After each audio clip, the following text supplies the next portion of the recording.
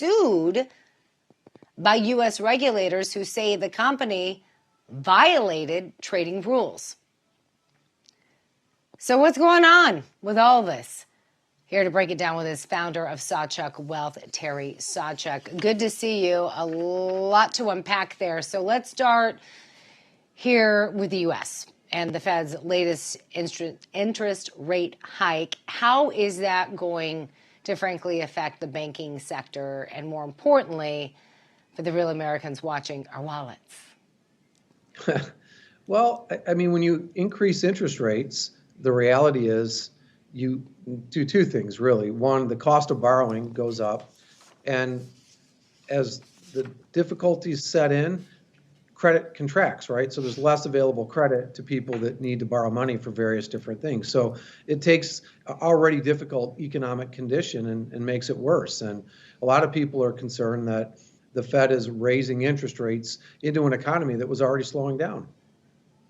Yeah, and I've heard of a lot of people, and I know it varies around the country, but there's been a lot of talk, of course, how this is going to impact the real estate market as people try to apply for loans and whatnot. And they're already saying that they're seeing some signs of it slowing down significantly because of these rate hikes. But what do you think is happening in Germany? And again, how does that impact folks living here in the United States?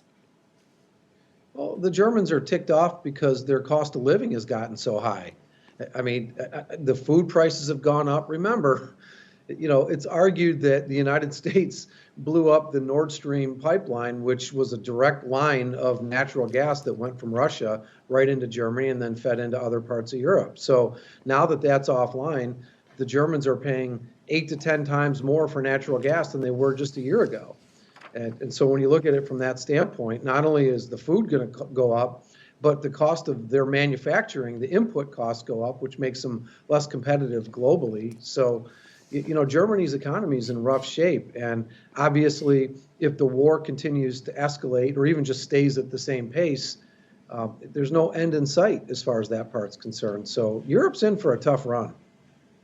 Yeah, and obviously we've seen a lot of strikes happening all over the world, especially in Europe. But people here in the United States, I mean, we've just had another plant, a chocolate plant, that was affected in Pennsylvania that happened over the weekend. We've had several plant fires, another derailment there, eggs still costing many consumers $7 for a carton. People are really struggling. And then you have these rate hikes. Salaries aren't going up, but there are some people that are a little shaky hearing about those banks and are concerned. And I'm sure they've been reaching out to you with those concerns. So what would you say to people that are sitting here going, I don't know what to think? Because, we just aired a little bit ago, Janet Yellen, seeming at times almost to be confused. And even as you know, Terry, she's apologized and on air, which doesn't really happen often, saying, I miscalculated. How concerned should we be? I mean, she literally said it, remember? No, I do. And look, the reality is, if you look at this administration and in its totality, it's literally the most inept administration we've maybe ever seen in Washington, D.C. Like, if you were to lay out a manual for how to do things correctly, they're doing things the opposite way. I mean, there is not a single measure that you can look at that you would say we're better off today than we were in 2019. There just isn't. So you start to wonder, like, are they doing this on purpose? I think with Janet Yellen, when she starts talking about climate change and other silly things as it relates to, what they do in the Treasury Department, either their agenda is way off. These are not serious people, and the things that they're fighting for and pushing for are not consistent with Americans' need to have a high quality of life. And you can tell. I mean, look, they're going to kill 1 million jobs and probably many more than that with this combination of, rate hikes and tightening credit. Jerome Powell said he wants to get inflation down to 2%. But in order to do that, he's got to bring the unemployment number way up. And so we're going to see millions of job losses over the next 3, 6, 9 months. That's the way that they're going to slow inflation down. And they're going to realize, and this is kind of how it always works, that they went too far and that the bigger problem is not going to be inflation, but it's going to be the economy that they crashed. Yeah, well, I mean, they already talked about, again, Janet Yellen under pressure, saying yes, that would result to a tax increase when it comes to federal or the IRS going after more income, more of our money out there. So you've said it. I mean, we've talked before, off camera. You've said people are reaching out to you now. They're concerned. I'm sure many of the people that are watching right now are concerned. What do you do? Because he's still in office and Democrats are in charge for right now.